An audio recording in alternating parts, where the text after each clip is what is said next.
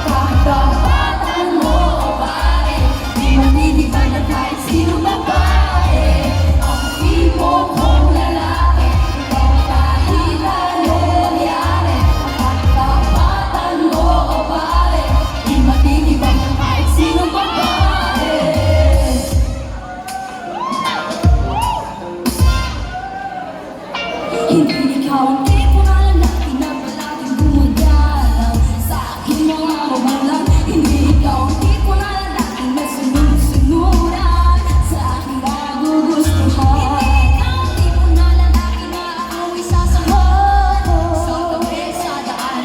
Pagkat ikaw ang tipo na lalaki na sa ibang anggaling ay matagyan.